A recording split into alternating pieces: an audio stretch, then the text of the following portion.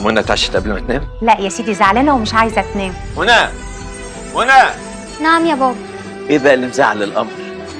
طب لعلمك بقى، انا قبضت النهارده من الشغل، وبكره ان شاء الله نجيب لك بلوزه جديده زي ما انت عايزه. بس ماما قالت لي هنجيبها من العتبة. فيها ايه؟ لا انا عايزاها من المحل اللي في المهندسين، اللي اعلاناته بتيجي في التلفزيون. يا حبيبتي البلوزه في المهندسين هتبقى غاليه، بابا ما يقدرش يدفع ثمنها. خلاص مش عايزة. ولا تزعلي نفسك، بكره اجيب لك البلوزه المهندسين. الحاجات هنا حلوة قوي. بابا ايه؟ واضح كده ان الحاجات هنا غالية قوي. لا لا لا ولا يهمك حبيبتي، انت بس نقي اللي يعجبك وانا هجيبه لك. صباح الخير، اي خدمه؟ لو سمحت والله. صباح الخير. صباح الخير يا فندم. وانا اقول لها ايه اللي عاجبك؟ كنت عاوزة البلوزة الحمراء اللي في الفاترين. للاسف يا حبيبتي مفيش منها مقاسك.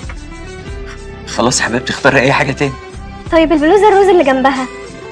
ودي كمان مفيش منها مقاسك، المقاسات الصغيره هتيجي كمان شهر. ياه، معقوله هنستنى شهر؟ ما تيجي نبص بصه في العتبه. ايه الحكايه يا مدام؟ ده مقاس البنت موجود. ما انا عارفه، بس الراجل ده جالي الصبح وترجاني اني اعمل كده قدام بنته عشان هي شبطانه تشتري من المحل هنا، وهو ما يقدرش على تمن هنا.